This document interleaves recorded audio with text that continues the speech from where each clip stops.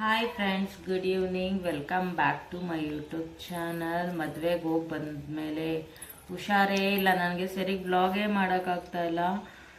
ಮನೆಯೆಲ್ಲ ಹಾಸ್ಪಿಟ್ಲಿಗೆ ಹೋಗಿ ತೋರಿಸ್ಕೊಬಂದೆ. ಯಾಕೋ ಹೊಟ್ಟೆ ಸ್ಟಮಕ್ ಇನ್ಫೆಕ್ಷನ್ ಆಗಿರಬೇಕು. ಊಟ ಮಾಡಿದ್ರು ಹೊಟ್ಟೆ ಸಿಕ್ಕಾಬಟ್ಟೆ ನೋವು, ಸರಿ ಊಟನೂ ಮಾಡೋಕ್ಕಾಗ್ತಾ ಇಲ್ಲ. ಬಟ್ಟೆ ಎಲ್ಲ ಇವತ್ತು ಒಗ್ದಿದ್ದೀನಿ, ಇನ್ನೂ ಒಂದು ರಾಶಿ ಇತ್ತು. ಸೊ ಬೀಗ್ರೂಟಕ್ಕೂ ಹೋಗೋಕ್ಕಾಗಲಿಲ್ಲ, ಪಾಪ ಕರೆದಿದ್ರು ಮೇಲ್ಕೋಟೆಗೆ. ಅವತ್ತೇ ಫುಲ್ಲು ಹುಷಾರಿರಲಿಲ್ಲ, ಹೋಗಿ ಟ್ರಿಪ್ಸ್ ಎಲ್ಲ ಹಾಕಿಸ್ಕೊಂಡು ಬಂದೆ. ಜ್ವರ ಎಲ್ಲ ಬಿಟ್ಟಿದೆ, ಇನ್ನೂ ಸ್ಟಮಕ್ ಪೇಯ್ನ್ ಹೋಗಿಲ್ಲ. ಸೊ ಬಿಡ್ತಿಚ್ಚಿನಿ, ಹಾಗಾಗಿ ಎಳ್ನೀರು ತರಿಸ್ಕೊಂಡಿದ್ದೀನಿ, ಕುಡಿಯೋಣ ಅಂತ ಕೂತಿದ್ದೀನಿ. ಏನು ಮಾಡೋದು, ಬ್ಲಾಗು ಮಾಡೋಕ್ಕಾಗ್ತಾಯಿಲ್ಲ, ರೀಲ್ಸು ಮಾಡೋಕ್ಕಾಗ್ತಾಯಿಲ್ಲ. ಯಾವತ್ತೂ ಫುಲ್ಲು ಹುಷಾರಾಗ್ತೀನೋ ನನಗಂತೂ ಗೊತ್ತಿಲ್ಲ. ಇನ್ನೂ ಸ್ಟಮಕ್ ಪೇಯ್ನ್ ಇದೆ ನನಗೆ, ಹಾಗಾಗಿ ಬೀಗ್ರೂಟಕ್ಕೂ ಹೋಗಲಿಲ್ಲ. ಏನು ಮಾಡೋದು ಅಂದರು. ಆಂಟಿ ಬೀಗ್ರೂಟದ ಊಟ ಎಲ್ಲ ತಂದು ಕೊಟ್ಟರು, ಪಾಪ ಚೆನ್ನಾಗಿತ್ತು ಊಟ ಎಲ್ಲ. ನಮ್ಮ ಮನೆಯವ್ರು ತಿಂದರು, ಚೆನ್ನಾಗಿತ್ತು ಅಂತ ಹೇಳಿದ್ರು. ನಾನು ಏನೂ ತಿನ್ನೋಕ್ಕೂ ಆಗ್ತಾಯಿಲ್ಲ ನನಗೆ. ಅನ್ನ ಅಂತೂ ಸೇರ್ತಾ ಇಲ್ಲ. ಮುದ್ದೆ ಆದರೆ ಒಂಚೂರು ನುಂಗ್ಬೋದು, ಆದರೆ ಮುದ್ದೆ ನುಂಗಿದ್ರೆ ಡೈಜೆಷನ್ ಆಗೋಲ್ಲ, ಹೊಟ್ಟೆ ತುಂಬಾ ಪೇಯ್ನ್ ಆಗುತ್ತೆ. ಇವಾಗ ಮತ್ತೆ ಇನ್ನೊಂದು ಸರ್ತಿ ಹೋಗಿ ತೋರಿಸ್ಕೊಂಬರೋಣ ಅಂತಿದ್ದೀನಿ. ಸಂಜೆ ಹೋಗೋಣ ಅಂತಿದ್ದಾರೆ ನಮ್ಮ ಯಜಮಾನ್ರು, ಬರಬೇಕು.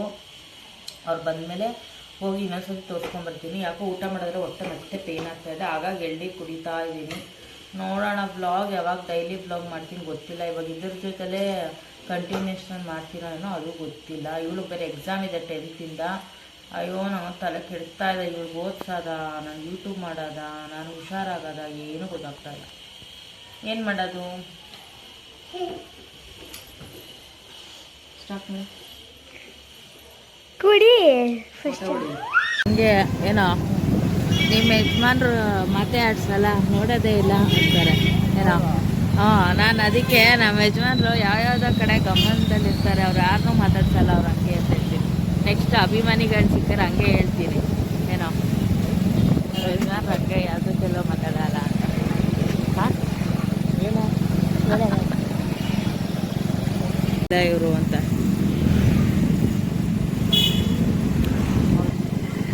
ತಿರ್ಸ್ಕೊಳ್ಳೋದು ಕನ್ನಡಿನ. ಹಾಂ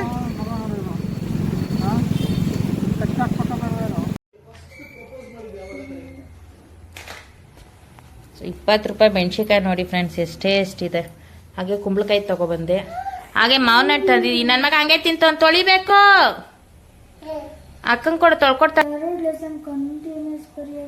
ನೆಲದ ಮೇಲೆ ಬಿತ್ಕೊ ಒದ್ದಾಡ್ತಾವಳೆ. ಹೋಗಿ ಮಾವಿನ ಹಣ್ಣು ತೊಳ್ಕೊಬಂದು ಕೊಡೋಗೆ ಅವನಿಗೆ, ಕುಯ್ಕೊಡೋಣ. ಇವ್ ನೋಡಿ ಹೆಂಗಾಡ್ತಾವನು ಬುಂಡೆ. ಮಾವಿನ ಹಣ್ಣು ತೊಳ್ಸ್ಕೊಬಾ ಚಿನಿ. ಆ ಮ್ಯಾಂಗೋ ಎಲ್ಲ ಎತ್ತಿಕ್ ಬಿಡಿ, ಇಲ್ಲಾಂದ್ರೆ ಎಲ್ಲನೂ ಎತ್ತಕ್ಕೆ ಹಣ್ಗಾಯಿ ನೀರ್ಗಾಯಿ ಮಾಡ್ತಾನ ಅವನು. ಬೇಡ ಬೇಡ ಚಿನ್ನು, ಅಲ್ಲಿ ಅಕ್ಕ ಕೊಡ್ತಾಳೆ, ಹೋಗ.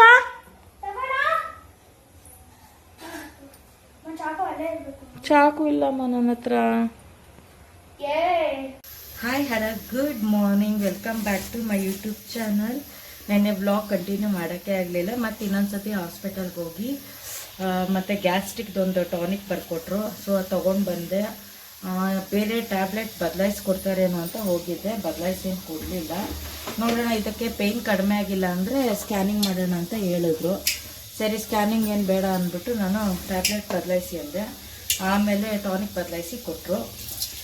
ಆಮೇಲೆ ನಮ್ಮ ಅತ್ತಿಗೆ ಬಂದರು. ಆಮೇಲೆ ಅವರು ಸ್ವಲ್ಪ ದೃಷ್ಟಿ ತೆಕ್ಕೊಟ್ರು. ತೊಪ್ಪೆ ಬಲಿ ಅಂತಾರೆ, ಅದು ಗೊತ್ತಿದೆಯೋ ಇಲ್ವೋ ಗೊತ್ತಿಲ್ಲ ನಿಮಗೆ. ಹಸುವಿಂದ ಸಗಣಿ ತೊಗೊಂಡ್ಬಂದು ದೃಷ್ಟಿ ತೆಗಿತಾರೆ, ಅದನ್ನು ಮಾಡಿಕೊಟ್ರು. ಆಮೇಲೆ ಸ್ವಲ್ಪ ರಿಲೀಫ್ ಆಯಿತು, ಇವಾಗ ಆರಾಮಾಗಿದ್ದೀನಿ. ಕೆಲವೊಂದು ಸತಿ ಡಾಕ್ಟರ್ ಕೊಡೋ ಮೆಡಿಸನ್ಗಿಂತ ಈ ಥರ ದೃಷ್ಟಿ ಇಲ್ಲ ಕಾಲು ಧೂಳಾಗಿದ್ದರೆ ಈ ಥರ ಇದಕ್ಕೆ ಬೇಗ ನಮಗೆ ಕ್ಲಿಯರ್ ಆಗುತ್ತೆ. ಸೊ ಬೆಸ್ಟ್ ಅಂತಲೇ ಹೇಳ್ಬೋದು. ಕೆಲವೊಂದು ಮನೆ ಮದ್ದುಗಳು ಮತ್ತು ಹಳೆ ಶೈಲಿಯ ದೃಷ್ಟಿಗಳು ತೆಗಿತಾರಲ್ಲ, ಅದು ಬೆಸ್ಟು. ಸೊ ಹಾಗಾಗಿ ದೃಷ್ಟಿಯಾಗಿತ್ತು ಅಂದ್ಕೋತೀನಿ ಮೇ ಬಿ. ಹಾಗಾಗಿ ಎಲ್ಲ ಕಡಿಮೆ ಆಯ್ತು, ಇವಾಗ ಆರಾಮಾಗಿ ಫಸ್ಟ್ ಕ್ಲಾಸ್ ಆಗಿದ್ದೀನಿ.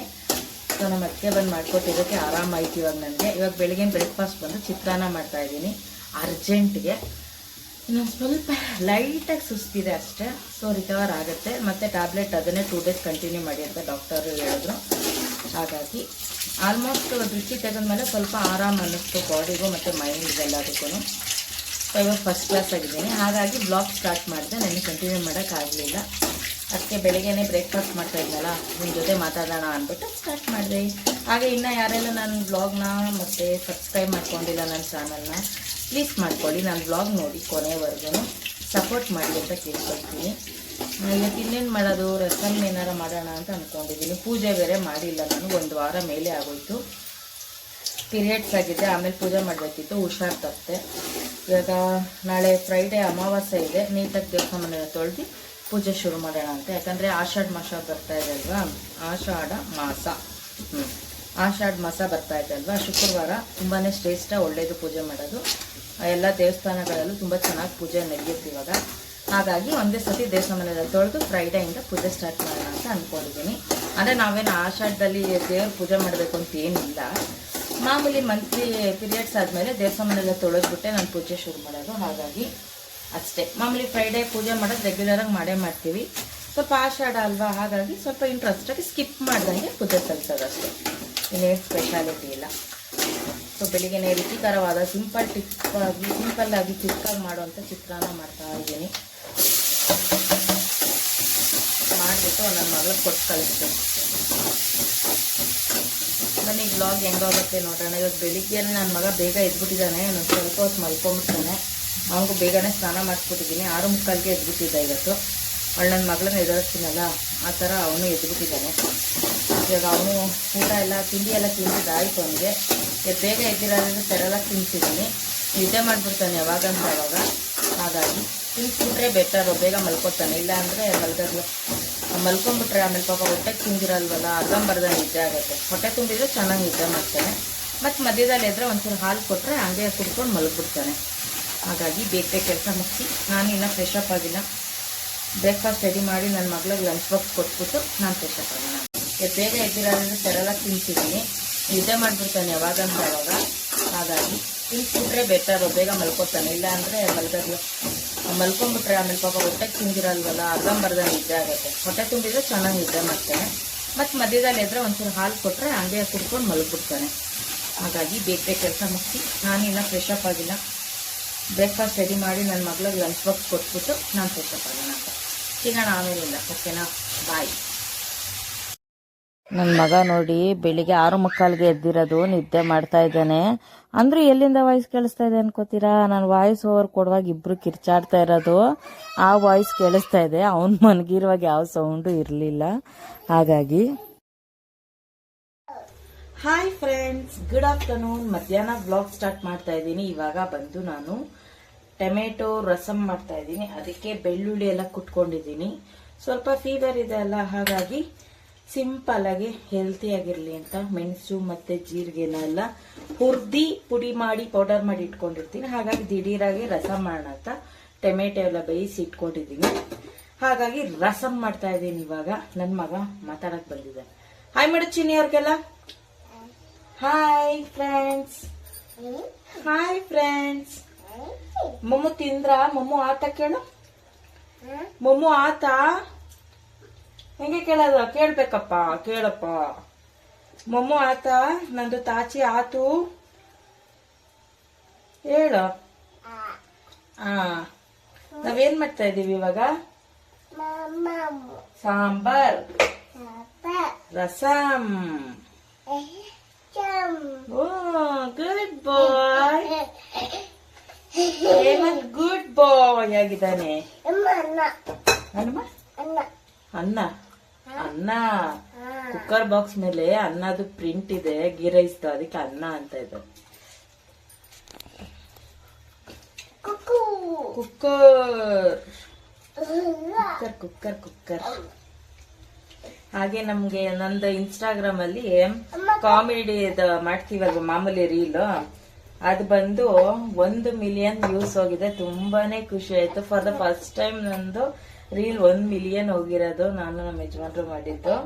ತುಂಬಾನೇ ಖುಷಿ ಆಯ್ತು. ಮತ್ತೆ ಚೆನ್ನಾಗೆ ವ್ಯೂಸ್ ಬರ್ತಾ ಇದೆ ಇವಾಗ ಇನ್ಸ್ಟಾಗ್ರಾಮ್ ಅಲ್ಲಿ. ಯಾರೆಲ್ಲ ನನ್ನ ಇನ್ಸ್ಟಾಗ್ರಾಮ್ ಇನ್ನ ಫಾಲೋ ಮಾಡಿಲ್ಲ, ಪ್ಲೀಸ್ ಹೋಗಿ ಮಾಡ್ಕೊಳ್ಳಿ ಅಂತ ಕೇಳ್ಕೊಳ್ತೀನಿ. ಏನಮ್ಮ? ಟೊಮೆಟೊ ಕೀಚ್ಬಿಟ್ಟು ರಸಮ್ ಮಾಡ್ತೀನಿ ಇರೋ. ಸೊ ಹಾಗಾಗಿ ನಿಮ್ ಜೊತೆ ಶೇರ್ ಮಾಡ್ಬೇಕು ಅಂತ ಆಸೆ ಆಯ್ತು, ಹಾಗಾಗಿ ಶೇರ್ ಮಾಡ್ತಾ ಇದ್ದೀನಿ. ತುಂಬಾ ಚೆನ್ನಾಗಿ ಹೋಗ್ತಾ ಇದೆ ವ್ಯೂಸ್ ಈ ನಡುವೆ. ಸಖತ್ ಖುಷಿ ಆಯ್ತು ನನ್ಗಂತೂ ನೋಡ್ಬಿಟ್ಟೆ. 1 ಮಿಲಿಯನ್ ಅಂದ್ರೆ ಏನ್ ತಮಾಷೆ ಮಾತಾ? ಎಷ್ಟು ಖುಷಿ ಆಗುತ್ತೆ ಗೊತ್ತಾ? ಅಷ್ಟೊಂದು views for the first time ಹೋಗಿರೋದು. ಯಾರು ಫಸ್ಟ್ ಟೈಮ್ ಅಷ್ಟು ವ್ಯೂಸ್ ಬಂದಿರತ್ತೆ ಅವ್ರಿಗೆ ಗೊತ್ತಿರತ್ತೆ ಅದ್ರದ್ದು ಎಕ್ಸೈಟ್ಮೆಂಟ್ ಎಷ್ಟು ಚೆನ್ನಾಗಿರುತ್ತೆ ಅಂತ. ಸೊ ನನಗದು ತುಂಬಾನೇ ಖುಷಿ ಆಯ್ತು. ಅವ್ರು ನಮ್ಮ ಯಜಮಾನ್ರು ಹೋಗ್ತಾರಲ್ಲ ಹೊರಗಡೆ ಕೆಲ್ಸಕ್ಕೆ, ಅವ್ರಿಗೆಲ್ಲ ಹೇಳ್ತಾರಂತೆ ತುಂಬಾ ಚೆನ್ನಾಗ್ ಮಾಡ್ತೀರಾ ರೀಲ್ಸ್ ಕಾಮಿಡಿ ಇದೆಲ್ಲ ಅಂತ. ನಾನ್ ಜಾಸ್ತಿ ಹೊರಗೆ ಅಷ್ಟು ಓಡಾಡಲ್ವಲ್ಲ, ಹಾಗಾಗಿ ನನ್ಗೇನು ಅಷ್ಟೊಂದು ರಿಯಾಕ್ಷನ್ಸ್ ಗೊತ್ತಾಗಲ್ಲ. ಹೇಳಿದ್ರೆ ಫ್ಯಾಮಿಲಿ ಮೆಂಬರ್ಸ್ ಹೇಳಿದ್ರೆ ಗೊತ್ತಾಗತ್ತೆ ಅಷ್ಟೇ. ಈಗ ಫ್ರೆಂಡ್ಸ್ ಅಂತ ಅಷ್ಟೊಂದು ಯಾರೂ ಇಲ್ಲ ನನಗೆ, ಗೊತ್ತಾಗಲ್ಲ. ಹಾ ಕುಕ್ಕರ್ ಮನೆ ಅವ್ರು ಬಂದು ಹೇಳ್ತಾರೆ ನಮ್ಮ ಮನೆಯವರು, ಅವ್ರ ಈ ತರ ಅಂದ್ರು ಕಣೆ ರೀಲ್ಸ್ ನೋಡ್ತಾರಂತೆ ನಮ್ದು ಚೆನ್ನಾಗಿರುತ್ತೆ ಅಂದ್ರು ಮತ್ತೆ. ಸೊ ಯೂಟ್ಯೂಬ್ ಬ್ಲಾಗ್ ಅಂತೂ ಮಾಡಕ್ಕೆ ಆಗಿರ್ಲಿಲ್ಲ, ಇವತ್ತು ಸ್ವಲ್ಪ ಫ್ರೀ ಆಗಿತ್ತು ಮಾಡ್ತಾ ಇದ್ದೀನಿ.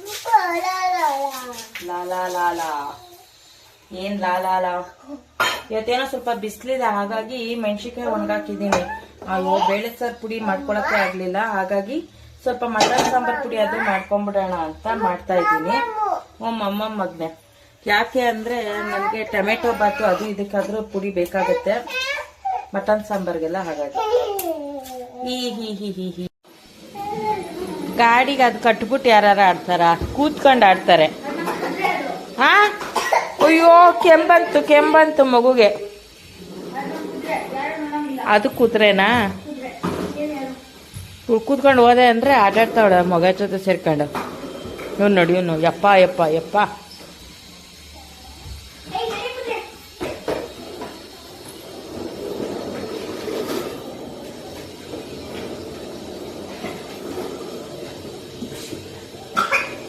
ಅಯ್ಯೋ ಗುದ್ದು ಆ ಫ್ರಿಜ್ ನ ಅರ್ಧ ಅವನ್ ಗುದ್ದು ಹಾಳು ಮಾಡೋನ, ಇನ್ನರ್ಧ ನೀನ್ ಗುದ್ದು ಹಾಳು ಮಾಡೋ. ಆ ಫ್ರಿಜ್ ಒಂದ್ ಗತಿ ಕಾಣಿಸ್ಬಿಡ್ರಿ ಇಬ್ರು ಸೇರ್ಕೊಂಡು. ಗುದ್ದಿ ಅದು ತೆಗೋಗೈತೆ ಫ್ರಿಜ್ ಆಲ್ರೆಡಿ. ವರ್ಷ ಒಂದೊಂದು ಫ್ರಿಜ್ ತತ್ತೀನಿ.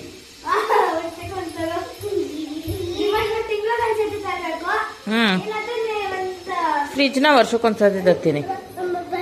ನಾನ್ ಬರಲ್ಲ, ನಾನು ಇಲ್ಲೇ ಕುತ್ಕೊಳ್ಳೋದು, ಬಾಯಿ ಮುಚ್ಕೊಂಡು ಹೋಗು.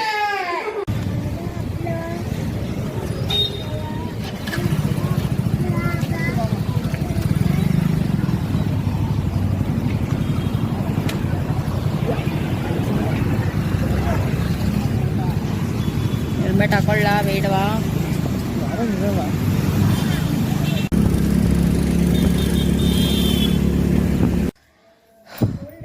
ಸೊ ಹೊರಗಡೆ ಹೋಗಿದ್ದೆ ಸ್ವಲ್ಪ ಡಿಮ್ಯಾಟಲ್ಲಿ ಪಿಕಪ್ ಪಾಯಿಂಟ್ಗೆ ಹೋಗಿದ್ದೆ. ನನ್ನ ಮಗಳಿಗೆ ಕ್ಲಾಸ್ದು ರೈಟಿಂಗ್ ಬರ್ಸೋಣ ಅಂತ, ಮನೇಲಿ ರೈಟಿಂಗ್ ಬರ್ಸೋಕ್ಕೆ ಅಂತ ಬುಕ್ ತರೋಕ್ಕೆ. ಹಾಗೆ ಅಲ್ಲೊಂದು ಸ್ವಲ್ಪ ಶಾಪ್ ಮಾಡಿದೆ.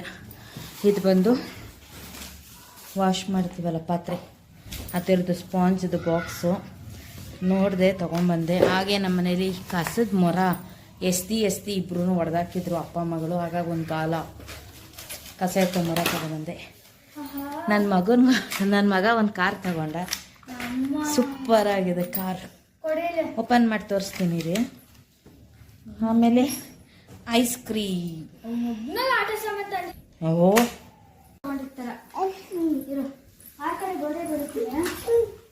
ಅಲ್ಲ ನಾನು ಐಸ್ ಕ್ರೀಮ್ ತಿನ್ಬೇಕಂತ. ಐಸ್ ಕ್ರೀಮ್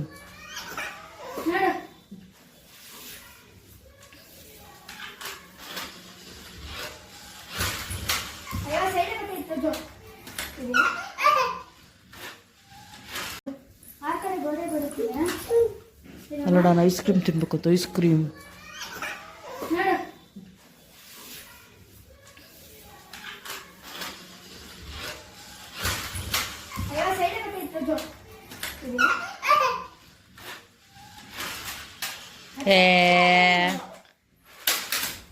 ನೋಡಿ ಹೆಂಗ್ ಮಾಡೋದು ಇವಳು.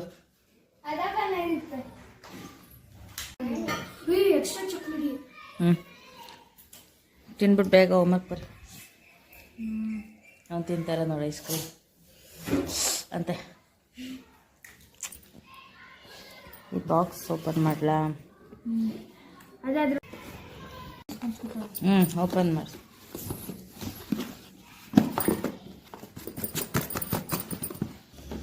ಆನ್ಲೈನಲ್ಲಿ ನೋಡಿದ್ದೆ ಈ ಥರದ್ದು. ಹಿಂಗೆ ಪ್ರೆಸ್ ಮಾಡಿದ್ರೆ ಮೇಲೆ ವಿಮ್ ಜೆಲ್ ಬರುತ್ತೆ.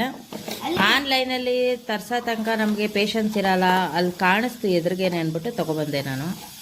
ಅವರೇ ಕೊಟ್ಟವರಲ್ಲ, ಅದು ಸ್ಟೀಲ್ನರು. ಇದಿಲ್ಲಿ ಸೈಡು ಫಿಕ್ಸ್ ಮಾಡ್ತಾರೆ, ಅದೆಲ್ಲ ಫಿಕ್ಸ್ ಮಾಡಿದ್ರು ಅವರು. ಹಿಂಗೆ ಹಿಂಗೆ ಹಿಂಗೆ ಸೈಡು ಫಿಕ್ಸ್ ಮಾಡ್ಕೊಳ್ಳೋದು ಮಾಡು. ಏ ಇಲ್ಲಲ್ಲ, ಸುಮ್ಮನೆ ನೋಡಿ ಫ್ರೆಂಡ್ಸ್, ಇದು ಈ ಥರ ಸೈಡಲ್ಲಿ ಫಿಕ್ಸ್ ಮಾಡ್ಕೊಳ್ಳೋದು ಸ್ಟೀಲ್ನಾರ್ಗೆ. ಇಲ್ಲಿ ಕೆಳಗಡೆ ವಿಮ್ ಜೆಲ್ ತುಂಬ್ಕೊಳ್ಳೋದು. ಇದನ್ನು ಹಿಂಗೆ ಪ್ರೆಸ್ ಮಾಡಿದ್ರೆ ಕಾಣಿಸ್ತಾ ಇದೆಯಾ, ಒಳಗೆ ಹೋಗ್ತಾ ಇದೆ. ಹಿಂಗೆ ಮಾಡಿದ್ರೆ ವಿಮ್ ಜೆಲ್ ಮೇಲೆ ಬರುತ್ತೆ. ಇಲ್ಲಿಂದ ಬರುತ್ತದೆ ವಿಮ್ ಜೆಲ್. ಇಲ್ಲಿ ಹೋಲ್ ಇದೆ, ರೌಂಡಕ್ಕಿದೆಯಲ್ಲ ಅಲ್ಲಿ. ನಾನಂತೂ ಅಡುಗೆ ಮನೆ ಕ್ಲೀನ್ ಮಾಡಿದಾಗೆಲ್ಲ ಹುಷಾರು ತಪ್ತೀನಿ. ಸೊ ಈ ಸತಿನೂ ಹುಷಾರು ತಪ್ಪಿದ್ದೆ. ಹಾಗಾಗಿ ಎಲ್ಲನೂ ತೊಳೆದಿದ್ದೆ. ಬಾಕ್ಸ್ಗಳೆಲ್ಲ ಪ್ರಾವಿಷನ್ ತರಿಸಿರೋದು ತುಂಬ ಇಲ್ಲ, ಮಂತ್ಲಿ ಗ್ರೋಸರಿನ. ಹಾಗಾಗಿ ಇವತ್ತು ಸ್ವಲ್ಪ ಹುಷಾರಾಗಿದ್ದೀನಲ್ಲ ಅಂದ್ಬಿಟ್ಟು ಎಲ್ಲನೂ ನೀಟಾಗಿ ಸ್ಟೋರ್ ಮಾಡ್ತಾಯಿದ್ದೀನಿ. ಎಲ್ಲ ತಂದಿರೋಂಥ ರೇಷನ್ ಎಲ್ಲನೂ. ಏನು ಮಾಡೋದು, ನನಗೆ ಡಸ್ಟ್ ಅಲರ್ಜಿ ಆಗಲ್ಲ, ಇನ್ಫೆಕ್ಷನ್ ಆಗುತ್ತೆ. ಈ ಸತಿ ಅಂತೂ ಸಾಕಾಗೋಯ್ತು ಹುಷಾರು ತಪ್ಪಿ. ಹಾಗಾಗಿ ಏನು ಸ್ಟೋರೇ ಮಾಡಿರಲಿಲ್ಲ. ಹಿಂಗೆಲ್ಲ ತುಂಬಿಟ್ಕೊಂಡಿಲ್ಲ ಅಂದರೆ ನನಗೆ ಬೆಳಿಗ್ಗೆ ಹೊತ್ತು ಬ್ರೇಕ್ಫಾಸ್ಟ್ ಮಾಡೋಕ್ಕೆ ಮತ್ತು ಅಡುಗೆ ಮಾಡೋಕ್ಕೆ ತುಂಬಾ ಹಿಂಸೆ ಆಗುತ್ತೆ. ಹಾಗಾಗಿ ಇವತ್ತು ತುಂಬ್ಕೊಂಬಿಡೋಣ ಅಂತ ಕೂತಿದ್ದೀನಿ. ಯಾಕೆ ಅಂದರೆ ಸಾಸಿವೆ ಒಂದು ಕಡೆ ಇರುತ್ತೆ, ಕಡಲೆಬೇಳೆ ಒಂದು ಕಡೆ ಇರುತ್ತೆ, ಉದ್ದಿನಬೇಳೆ ಒಂದು ಕಡೆ ಇರುತ್ತೆ. ಒಂದೊಂದೂ ಹುಡ್ಕೋದು ತುಂಬಾ ಕಷ್ಟ. ಹಾಗಾಗಿ ನಾನು 2 ಮಸಾಲೆ ಸ್ಪೈಸಸ್ ಬಾಕ್ಸ್ ಮಾಡ್ಕೊಂಡಿರ್ತೀನಿ. ಒಂದು ಬ್ರೌನ್ ಕಲರ್ ಕಾಣ್ತಾ ಇರ್ಬೋದು ಈ ಸೈಡು, ಆ ಕಡೆ ಒಂದು ಪಿಂಕ್ ಕಲರ್ ಬಾಕ್ಸು. ಸೊ ನಾನು ಒಂದಕ್ಕೆ ಬಂದು ಅಂದರೆ ಸ್ಪೈಸಿ ತುಂಬ್ಕೊಂಡಿರ್ತೀನಿ, ಅಂದರೆ ಚಕ್ಕೆ, ಲವಂಗ, ಪಲಾವ್ಗೆ ಹಾಕೋ ಐಟಮ್ಸ್ ಇದನ್ನು ತುಂಬ್ಕೊಂಡಿರ್ತೀನಿ. ಈ ಬ್ರೌನ್ ಬಾಕ್ಸಲ್ಲಿ ಬಂದು ಕಡಲೆಬೇಳೆ, ಉದ್ದಿನಬೇಳೆ, ಸಾಸಿವೆ ಇವೆಲ್ಲ ತುಂಬ್ಕೊಂಡಿರ್ತೀನಿ. ಹಾಗಾಗಿ ನನಗೆ ಜಾಗನೂ ಕಡಿಮೆ ಹಿಡಿಯುತ್ತೆ. ಹಾಗೆ ಕ್ಲೀನಾಗಿ ಬಾಕ್ಸಲ್ಲಿ ಇಟ್ಕೊಂಡ್ಬಿಟ್ರೆ ಟಕ್ ಅಂತ ಸಿಗುತ್ತೆ ಒಗ್ಗರಣೆ ಮಾಡೋ ಐಟಮ್ಸ್ ಎಲ್ಲನೂ. ಹಾಗಾಗಿ ನನ್ನ ಮಗಂಗೆ ಅದೊಂದು ರಾಗಿ ಹಿಟ್ಟಿಂದು ಪ್ಯಾಕೆಟ್ ತೆಕ್ಕೊಡು ಅಂದರೆ ತಲೆ ತಿಂದು ಮಡಗ್ದ. ಫೈನಲಿ ನಾನೇ ಎತ್ಕೊಂಡು ತುಂಬಿಕೊಂಡೆ. ಅದನ್ನೆಲ್ಲ ನೋಡಿ ಇವಾಗ ಚೆಲ್ತಾ ಕೂತ್ಕೊಳ್ತಾನೆ. ಮತ್ತು ಆ ಬಾಕ್ಸ್ ಎಲ್ಲ ಜೋಡಿಸ್ಕೊಂಡು ನಾನು ಮಾಡಬೇಕು. ಅವ್ನಿಗೆ ಅದು ಮುಟ್ಬೇಡ, ಇದು ಮುಟ್ಬೇಡ, ಅದು ಮಾಡಬೇಡ, ಇದು ಮಾಡಬೇಡ ಅಂತ ಹೇಳಿ ಮಾಡ್ಕೋಬೇಕು. ನನ್ನ ಮಗಳು ಓದ್ಕೊಳ್ತಾ ಇದ್ದಾಳೆ, ಹಾಗಾಗಿ ಅವಳಿಲ್ಲ, ನಾನೊಬ್ಬಳೇ ಮಾಡ್ಕೊಳ್ತಾ ಇದ್ದೀನಿ. ಬೇಗ ತುಂಬಿ ಇಟ್ಕೊಂಡ್ಬಿಟ್ರೆ ನನಗೂ ಅರ್ಧ ಕೆಲಸ ಕಡಿಮೆ ಆಗುತ್ತೆ. ಕಿಚನ್ ಕ್ಲೀನ್ ಮಾಡೋದಂದರೆ ಇದೇ ರಿಸ್ಕು. ತೊಳೆಯೋದು ಕಷ್ಟ, ಮತ್ತು ಅದಕ್ಕೆಲ್ಲ ಸ್ಟೋರ್ ಮಾಡಿ ಇಟ್ಕೊಳ್ಳೋದು ತುಂಬಾ ಕಷ್ಟ. ಹಾಗಾಗಿ ಎಲ್ಲನೂ ನೋಡ್ಕೊಂಡು ಮಾಡ್ತಾಯಿದ್ದೀನಿ. ಕೆಲವೊಂದಷ್ಟು ಐಟಮ್ ಮರ್ತೇ ಬಿಟ್ಟಿದ್ದೀನಿ ಬರೆಯೋದನ್ನು. ಇನ್ನು ಕೆಲವೊಂದಷ್ಟು ಅನಿಲ್ ಶಾವ್ಗೆಲ್ಲ ತರಿಸಿದ್ದೀನಿ, ಅದನ್ನು ತರಿಸಿರೋದು ಮರ್ತೋಗ್ಬಿಟ್ಟಿದ್ದೀನಿ. ಸೊ ನೈಟ್ ಊಟಕ್ಕೆ ಇವಾಗ ಎಗ್ ಬುರ್ಜಿ ಮಾಡ್ಕೊಳ್ತಾ ಇದ್ದೀನಿ. ರಸಮ್ ಮಧ್ಯಾಹ್ನನೇ ಮಾಡ್ಕೊಂಡಿದ್ದೆ, ರಸಮ್ ಇದೆ. ಸೊ ರಸಮ್ ಜೊತೆಗೆ ಸ್ವಲ್ಪ ಸೈಡ್ ಡಿಶ್ ಬೇಕಲ್ವಾ, ಹಾಗೆ ತಿನ್ನೋಕ್ಕಾಗಲ್ಲ ರಸಮ್ಮನ್ನ. ಹಾಗಾಗಿ ಒಂದು 5 ಮೊಟ್ಟೆ ಹಾಕ್ಬಿಟ್ಟು ಎಗ್ ಬುರ್ಜಿ ಮಾಡ್ತಾಯಿದ್ದೀನಿ. ತುಂಬಾ ಚೆನ್ನಾಗಿರುತ್ತೆ ತಿನ್ನೋದಕ್ಕೆ. ಫಸ್ಟೇ ತೋರಿಸಿದ್ದೀನಿ ನಾನು ತುಂಬ ಸತಿ, ಹಾಗಾಗಿ ಏನು ತೋರಿಸ್ತಾ ಇಲ್ಲ, ಹಾಗೆ ಮಾಡ್ತಾ ಇದ್ದೀನಿ ಅಷ್ಟೇ. ಸೊ ಇದರೊಂದಿಗೆ ಇವತ್ತಿನ ವ್ಲಾಗ್ ಎಂಡ್ ಮಾಡೋಣ. ಸೊ ಊಟ ಎಲ್ಲ ರೆಡಿ ಆಯಿತು. ಅನ್ನ, ರಸಮ್ ಮತ್ತು ಎಗ್ ಬುರ್ಜಿ ತುಂಬಾ ಚೆನ್ನಾಗಿತ್ತು. ರಸಮ್ಮು ಕೂಡ ಮತ್ತು ಎಗ್ ಬುರ್ಜಿನೂ ಕೂಡ ಬೆಸ್ಟ್ ಕಾಂಬಿನೇಷನ್ ಅಂತಲೇ ಹೇಳ್ಬೋದು. ಇವತ್ತಿನ ಊಟ ಮುಗೀತು. ಇವತ್ತು ಸಾಕಾಯಿತು, ಬೆಳಗ್ಗೆಯಿಂದ ನನಗೆ ಅಡುಗೆ ತಿಂಡಿ ಮಾಡಿ ನನಗಂತೂ ತುಂಬಾ ಟಯರ್ಡ್ ಆಗಿಬಿಟ್ಟಿದೆ ಇವತ್ತಂತೂ. ಸೊ ಇವತ್ತಿಗೆ ಈ ವ್ಲಾಗ್ ಎಂಡ್ ಮಾಡ್ತಾ ಇದ್ದೀನಿ. ಸೊ ನನ್ನ ವಿಡಿಯೋ ನಿಮ್ಗೆ ಇಷ್ಟ ಆಗಿದ್ರೆ ಲೈಕ್ ಮಾಡಿ, ಶೇರ್ ಮಾಡಿ, ಸಬ್ಸ್ಕ್ರೈಬ್ ಮಾಡ್ಕೊಳ್ಳೋದು ಮರಿಬೇಡಿ. ಸಿಗೋಣ ಮುಂದಿನ ವ್ಲಾಗಲ್ಲಿ. ಮುಂದಿನ ವ್ಲಾಗ್ ಹೇಗೆ ಬರುತ್ತೆ ಏನು ಅಂತ ನನಗೂ ಐಡಿಯಾ ಇಲ್ಲ, ಯಾಕಂದರೆ ನಾವು ಅಂದ್ಕೊಳ್ಳೋದೇ ಒಂದು ಆಗೋದೇ ಒಂದು ಅಲ್ವಾ. ಹಾಗಾಗಿ ಇವತ್ತಿನ ನನ್ನ ಡೈಲಿ ರೊಟೀನ್, ನನ್ನ ಮಕ್ಕಳ ಜೊತೆ ಆಟ ಪಾಠ, ಗಲಾಟೆ, ಮನೆ ಕೆಲಸ ಎಲ್ಲ ಇಷ್ಟ ಆಗಿತ್ತು. ಸೊ ನಿಮ್ಗೆ ಇಷ್ಟ ಆಗಿದ್ರೆ ಲೈಕ್ ಮಾಡಿ. ಓಕೆನಾ, ಸಿಗೋಣ ಮುಂದಿನ ಬ್ಲಾಗಲ್ಲಿ. ಬಾಯ್ ಬಾಯ್.